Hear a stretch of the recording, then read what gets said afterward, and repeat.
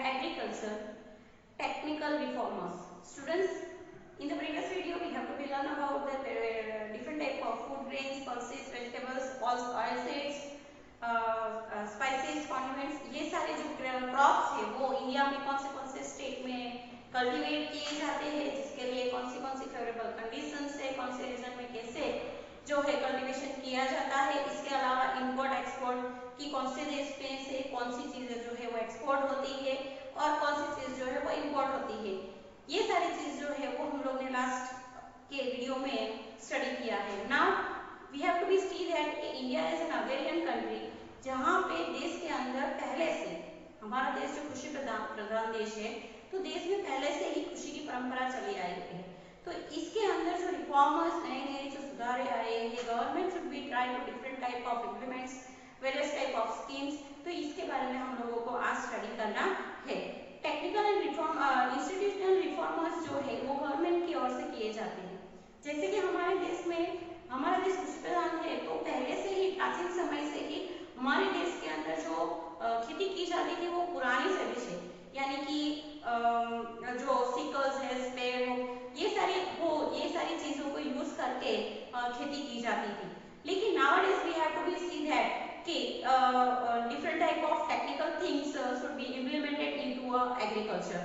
This type of things like tractor, trailer, harvester, thresher, this all equipment should be applied into agriculture and to make the outputs of larger amount, जो output है यानी जो खेत पैदाश है उसकी जो amount है वो ज्यादा मात्रा में पाई जाए, ऐसा सोच के इस तरीके जो टेक्निकल रिफॉर्मर्स जो है वो खेती के अंदर किए गए हैं।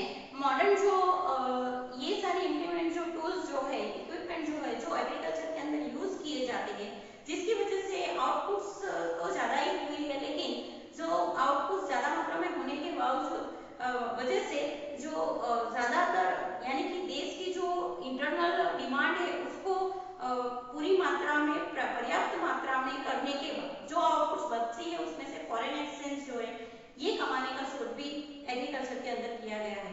So let us B start about the technical reformers.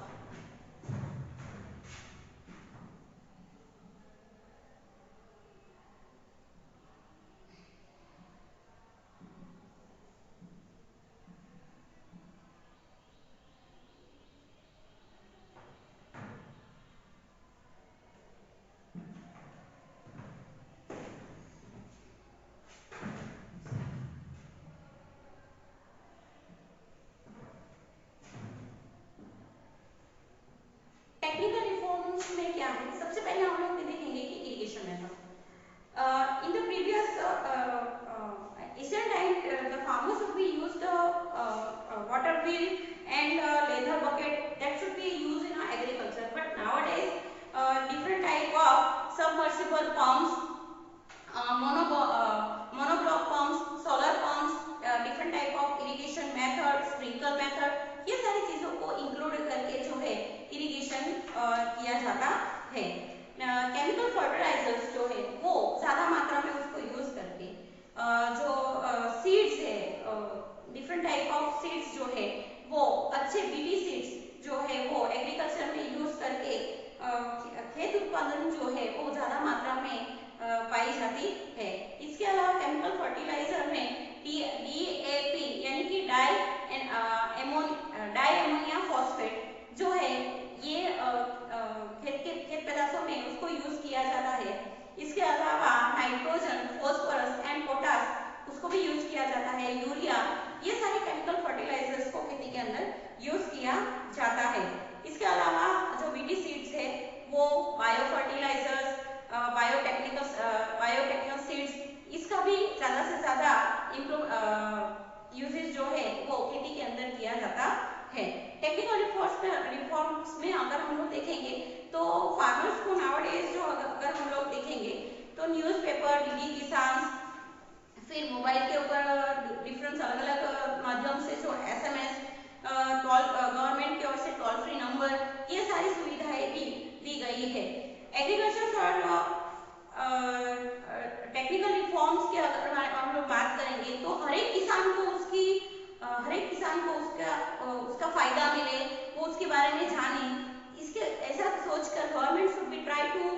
This service should be given by to a gram सेवक।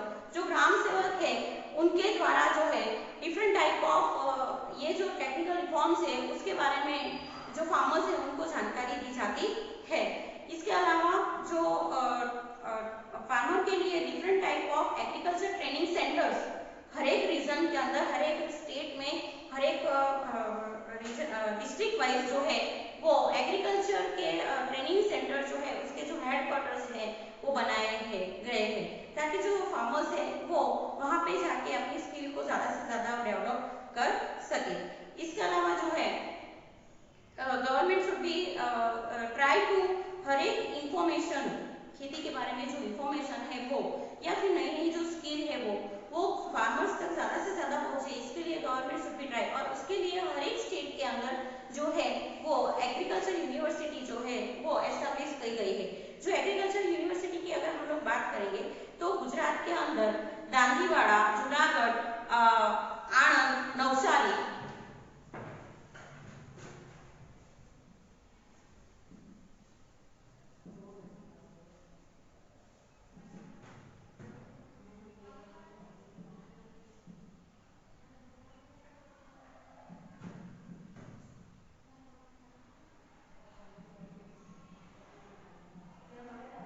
ये डिस्ट्रिक्ट के अंदर जो है एग्रीकल्चर यूनिवर्सिटी जो है एस्टेब्लिश की गई है। और इसके अलावा अलग अलग जो है रिसर्च सेंटर भी बनाए गए हैं। तो अगर रिसर्च सेंटर की बात करेंगे तो हम लोग Indian council of agriculture for agriculture research,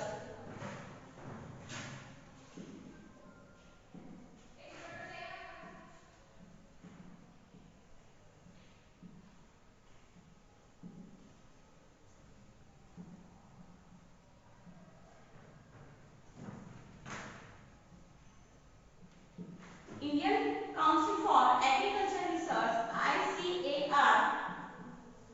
students ये जो है वो आप लोगों को VSQ के अंदर भी आ सकता है कि what is the full form of ICAR। ये जो रिसर्च सेंटर है वो इसके अलावा department of agriculture research and education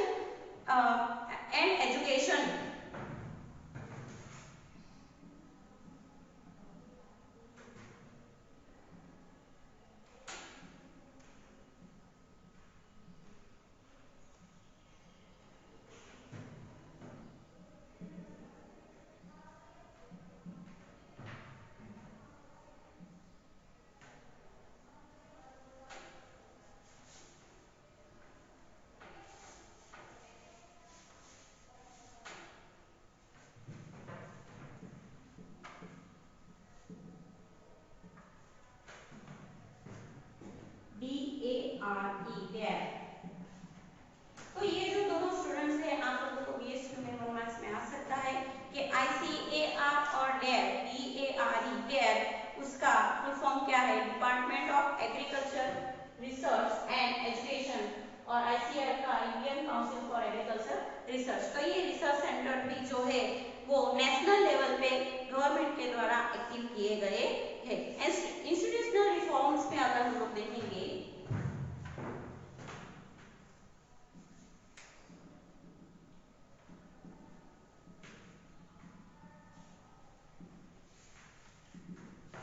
presently we have to see that कि पहले के समय में जो लैंडलॉर्ड होता था वो लैंडलॉर्ड जो है वो अपनी जो लैंड है उसके ऊपर हक जताता था। तो nowadays government have to be implement the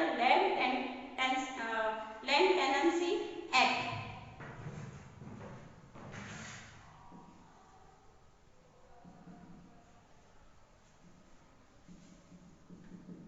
ये लैंड टेनेंसी एक्ट के मुताबिक जो फार्मर ज्यादा समय तक जो भी खेत है, जो लैंड है उसको सर्वाइव करता है, उसको संभालता है, उसको खेत उसमें अपना जो है वो आउटकम्स यानी कि क्रॉप जो है वो कल्टीवेट करता है, तो गवर्नमेंट के द्वारा ये एक्ट के मुताबिक अगर ज्यादा समय तक वही फार्म वो करेगा तो वो जो जमीन का हिस्सा है वो फार्मर का हो जाएगा। तो ये जो एक्ट है वो इम्प्लीमेंटेड किया गया है, जिसकी वजह से जो पहले के समय में जो लैंडलॉर्ड थे जो अपने हिस्से का जो है वो फार्मर के पास खेती करवा के ज्यादा जो आउटकम्स थे कि उसके ऊपर जो अर्न आता था वो फार्मर्स को नहीं देते थे। तो इस तरह जो है वो कहीं ना कहीं गवर्नमेंट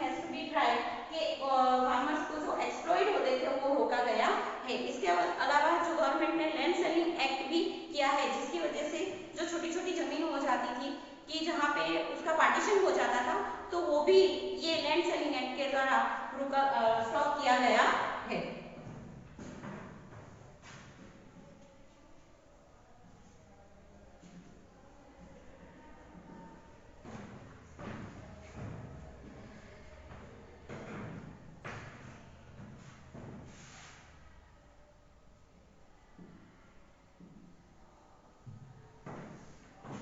इसके अलावा गवर्नमेंट को डिफरेंट गवर्नमेंट और नॉन गवर्नमेंट जो भी बैंक है, फाइनेंशियल जो है बैंक है, वहां से किसान क्रेडिट कार्ड जो है वो दिया गया है। ये किसान क्रेडिट कार्ड के द्वारा जो फार्मर्स है उनको फाइनेंशियल हेल्प मिलती है।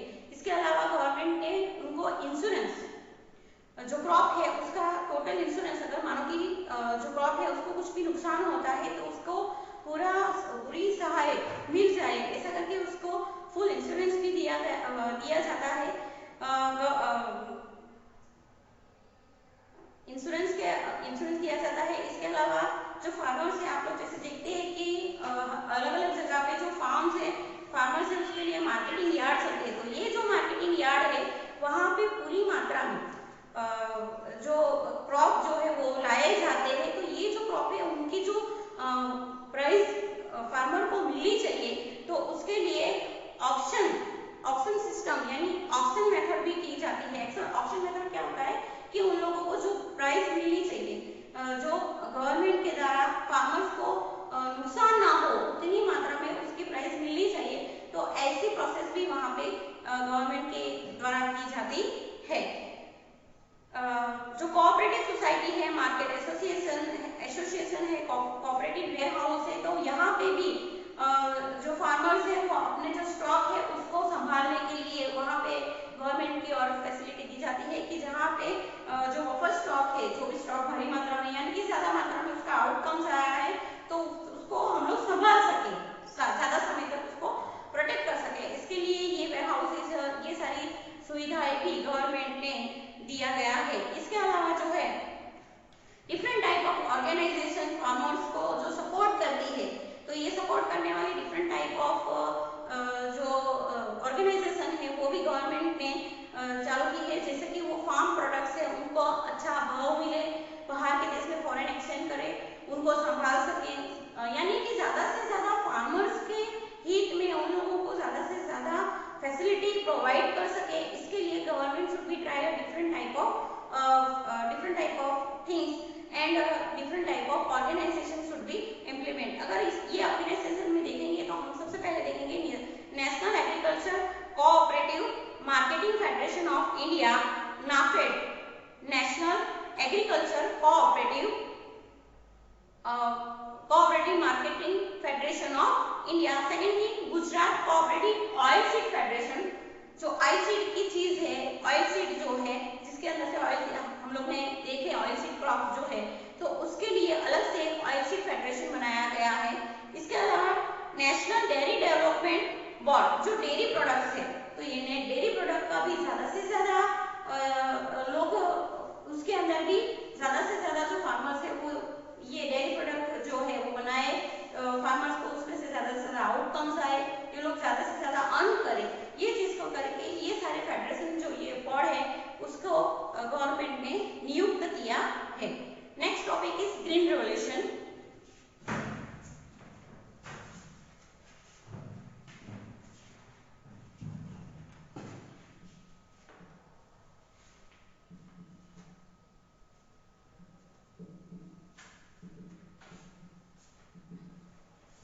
ग्रीन रेवोल्यूशन क्या है? जैसे एशियन टाइम में क्या होता था कि farmers would be work hard, but जितनी मात्रा में आउटकम्स आनी चाहिए तो वो मिलती नहीं थी, और कहीं ना कहीं भारत कृषि प्रधान होने के बावजूद भी ये जो फूड ग्रेन्स है उसकी शॉर्टेज होती थी। तो ये इसको दूर करने के लिए जो है ग्रीन रेवोल्यूशन मेथड जो है वो इम्प्लीमेंट किया गया है। इन इंडिया, हमारे इंडिया के अंदर 1960 के टाइम जो डिकेड हुआ था, वो 1960 के दौरान जो ग्रीन रेवोल्यूशन है वो इम्प्लीमेंट किया गया था। तो ये बेस में आ सकता है कि ग्रीन रेवोल्यूशन जो है वो इंडिया के अंदर कभी इम्प्लीमेंट हुआ था। तो 1960 के दौरान जो डिकेड हुआ था, ये डिकेड के दौरान जो फूड की भारी मात्रा में शॉर्टेज हुई थी, उस मात्रा को मतलब वो सिचुएशन को देखते हुए ये ग्रीन रेवोल्यूशन एक्ट जो है वो इम्प्लीमेंट किया गया था। ग्रीन रेवोल्यूशन एक्ट क्या है कि सबसे पहले तो जो फूड की शॉर्टेज है उसको दूर करना है। तो ये जो 1960 के दौरान जो डिकेड में हमारा देश जो फूड की शॉर्टेज में स्ट्रगलिंग से पास हो रहा था, तो उसको दूर करने के लिए ये ग्रीन रेवोल्यूशन जो है इसको अपनाया गया। ये ग्रीन रेवोल्यूशन में सबसे पहले तो क्या है कि मेन पर्पस इसका ये था कि जो खेत पैदाश थी, जो आउटकम्स था, जो प्रोडक्शन था, उसकी मात्रा बढ़नी चाहिए। तो उसकी मात्रा बढ़ेगी कैसे? तो सबसे पहले कि हम लोग ने आगे जैसे बात की थी, तो फार्मर्स जो थे वो डिफरेंट टाइप के अच्छी क्वालिटी वाले जो सीड्स थे वो इम्प्लीमेंट नहीं करते थे, पुरानी शैली से जो पहले खेती करते थे। तो ये सारी चीजों को दूर करते हुए नई चीज के जो नए जो बीटी सीड्स है उसको खेती के अंदर इम्प्लीमेंट करें। जो टेक्निकल रिफॉर्मर्स है, डिफरेंट टाइप ऑफ अभी जो टेक्नोलॉजिकल जो इम्प्लीमेंट आए हैं उसको खेती के अंदर यूज करें। Different type of chemical fertilisers, उसके अलावा जो बायो एग्रीकल्चर जो मैन्योर है या फिर बायो फर्टिलाइजर्स है उसको ज्यादा मात्रा में यूज करके जो है वो ज्यादा से ज्यादा मात्रा में उसका आउटपुट यानी प्रोडक्शन किया जाए। ग्रीन रेवोल्यूशन में मेन क्या केमिकल फर्टिलाइजर्स जो है, जो इंसेक्टिसाइड्स है, जो पेस्टिसाइड्स है उसको ज्यादा मात्रा में फार्मर्स को यूज करने के लिए उन्हें प्रोत्साहित किया जाए, कि ज्यादा से ज्यादा उनको एनकरेज किया जाए कि जिसकी वजह से जो खेत पैदाश है उसकी मात्रा बढ़ाई जाए। जब से ग्रीन रिवोल्यूशन को यूज किया है तो ये रिसर्च हुआ है कि व्हीट और पैडी ये दोनों क्रॉप्स की जो प्रोडक्शन है वो बढ़ गई है। तो तब से जो फार्मर्स है ये ग्रीन रिवोल्यूशन के तहत डिफरेंट टाइप ऑफ सीड्स, अच्छे क्वालिटी वाले सीड्स और केमिकल फर्टिलाइजर्स है उसको यूज करते रहे। मेन पर्पस इसकी है, हम लोग ने जैसे आगे बात किया, तो ग्रीन रिवोल्यूशन से जो है वो ड्रॉप यानी कि ड्रॉप की सिचुएशन में हम लोगों को ये सिचुएशन में कंडीशन को कंट्रोल कर सके, इसके लिए हमारे पास जो है वो फूड ग्रेन्स जो है अवेलेबल होने चाहिए। तो ये ग्रीन रिवोल्यूशन की वजह से ये जो हैजर्ड है, ये जो सिचुएशन है उसको कंट्रोल किया जा सका है। इसके अलावा जो है वो ग्रीन रिवोल्यूशन की वजह से लैंडमार्क जो है यानी कि food grains, sufficient food grains जो है लैंडमार्क में से वो हम लोग ने पा ली है। यानी कि फार्मर जितनी मात्रा में जो भी कल्टीवेट करता है उससे कई गुना मात्रा में उसका आउटकम्स मिलता है। तो ये सारी चीज की वजह से हमारी कंट्री जो है वो सेल्फ डिपेंडेंट, यानी कि हम लोग इतने ऐसे सिचुएशन में हम लोग अपने ही आउटकम से ही हमारी जो सिचुएशन है उसके सामने लड़ सके, इसके लिए ग्रीन रिवोल्यूशन है वो बहुत ही इंपॉर्टेंट पार्ट एग्रीकल्चर में हो चुकी है। हम लोग देखें तो नेक्स्ट टॉपिक है हमारा है कि role of agriculture to Indian economy. जैसे हम लोग ने शुरुआत में लेसन जो शुरू किया था तभी हम लोग ने देखा था कि हमारी जो नेशनल इनकम है, ये नेशनल इनकम में 22% जो है कंट्रीब्यूशन नेशनल इनकम में एग्रीकल्चर में से आता है। तो हमारी कंट्री में हमारा देश जो है वो कृषि प्रधान देश होने की वजह से हमारे देश में ज्यादा से ज्यादा आउटकम से फूड ग्रेन्स जो है वो खुद के सस्टेनेबल के लिए तो है, खुद की जरूरत के लिए तो है, लेकिन इनकम में भी ये एग्रीकल्चर जो है वो बहुत ही मोस्ट मेजर इंपॉर्टेंट रोल जो है वो प्ले करता है।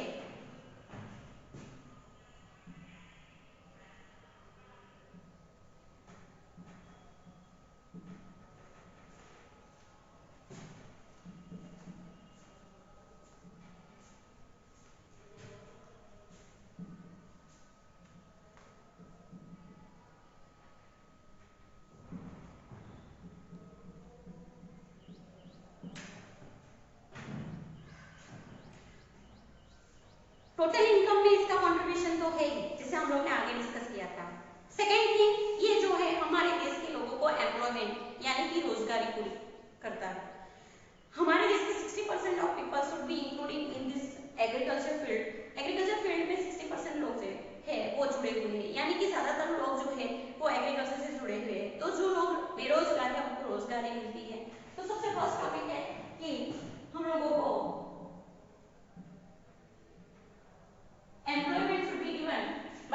Agriculture. Next is GDP growth.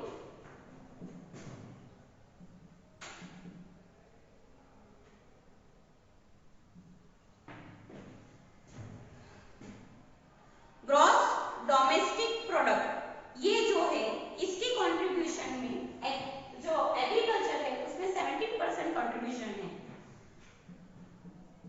तो ये 70% कंट्रीब्यूशन जो है ग्रॉस डोमेस्टिक प्रोडक्ट के अंदर एग्रीकल्चर में से हम लोगों को ये कंट्रीब्यूशन मिलता है।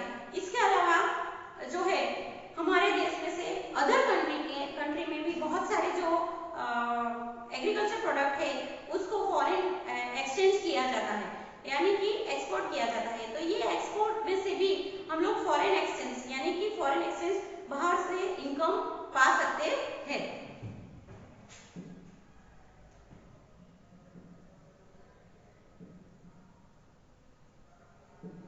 तो फॉरेन एक्सचेंज कमाने के लिए भी ये एक स्टेज जरूरी है। इसके अलावा हमारा देश जो है वो अग्रेरियन प्रोडक्शन यानी एग्रीकल्चर जो प्रोडक्शन है इसमें हमारा देश जो है वो सेकेंड रैंक पे है, यानी कि ज्यादातर जो एग्रीकल्चर प्रोडक्ट है वो हमारे देश में से ही उत्पन्न होती है और बाहर के देशों में भी जाती है।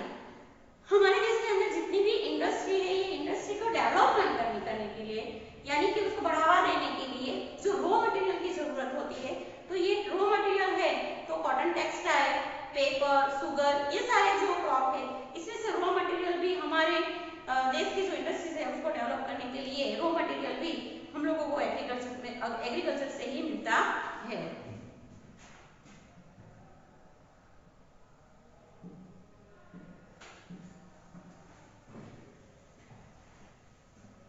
Next and main topic is there, agriculture इसलिए जरूरी है क्यों?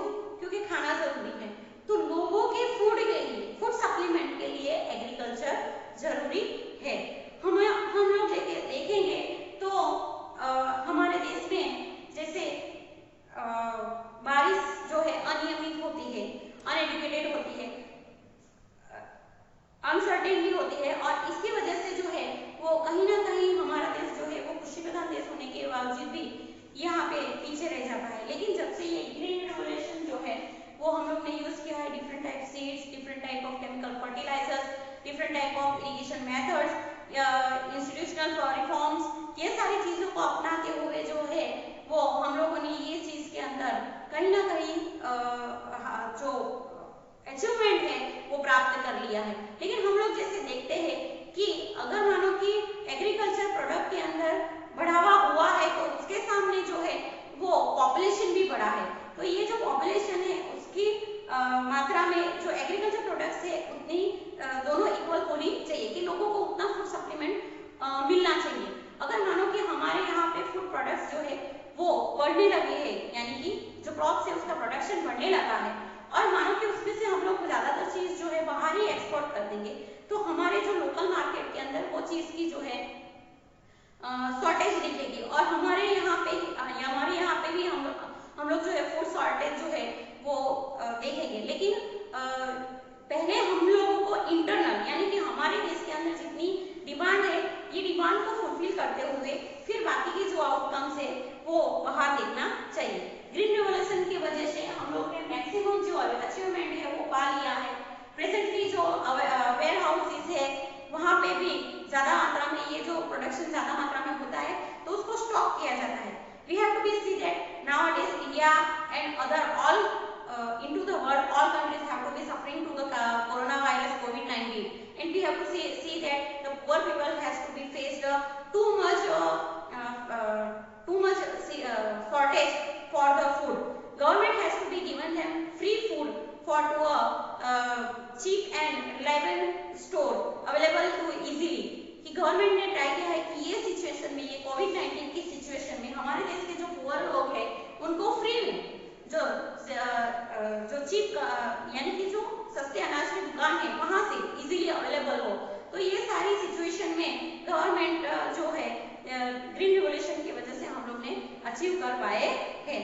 तो इसके अलावा गवर्नमेंट फूड सिक्योरिटी एक्ट भी दिए है जिसके अंदर NFSA जो है वो इम्प्लीमेंट किया है, PH इंक्लूड किया है, BPL जो होल्डर्स है जाए। तो ये सारी सिचुएशन जो है वो गवर्नमेंट ने कहीं ना कहीं ट्राई करके जो पुअर लोग हैं उनको फूड सप्लीमेंट जो है इजीली मिल रहे, ऐसा ज़्यादा से ज़्यादा कोशिश की है। Now we have to be see that impact of globalisation on Indian agriculture.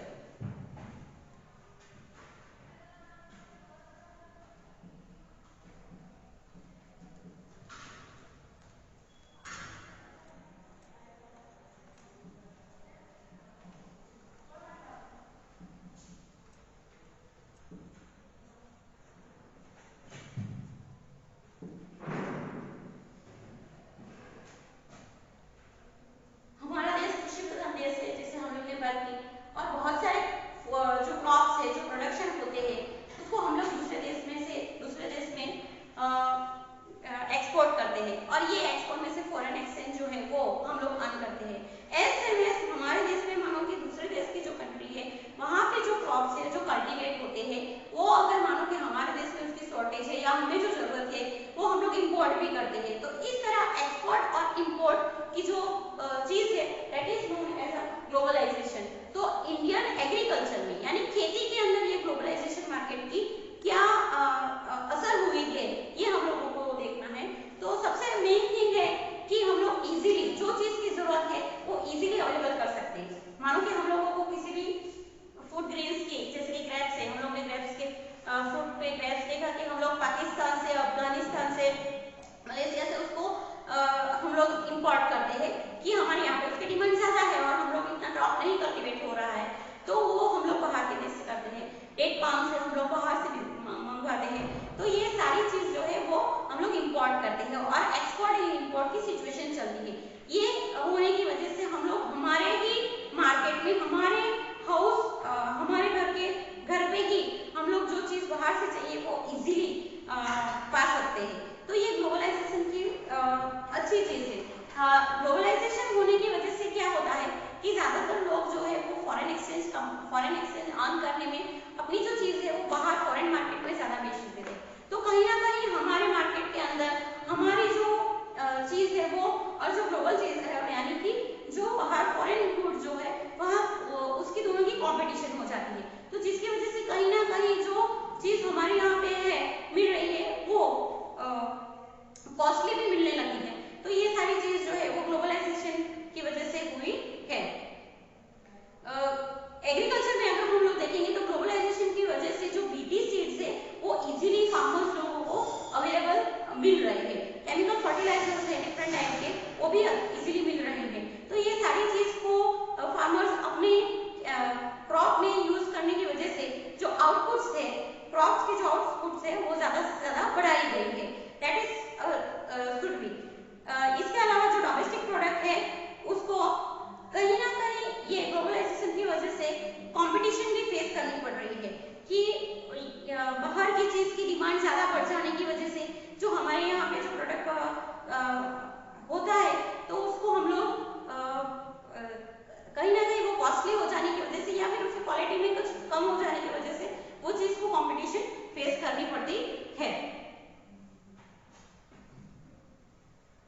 To face the different type of competition and market, we have to be see that कि ये जो सीरीज है यानी कि एग्रीकल्चर जो है वो हमारे देश से जुड़ा हुआ एक अभिन्न अंग है, और इसको हम लोग आगे से आगे चलाने के लिए यानी कि हमारी इकोनॉमिकली और सॉलिडरी पीपल्स को नीडीनेस के लिए दोनों चीज की दोनों मात्रा में ये चीज जो है वो इक्वल रहे, इस चीज की वजह से हम लोगों को कहीं ना कहीं एग्रीकल्चर के ऊपर पूरा ध्यान देने की जरूरत है।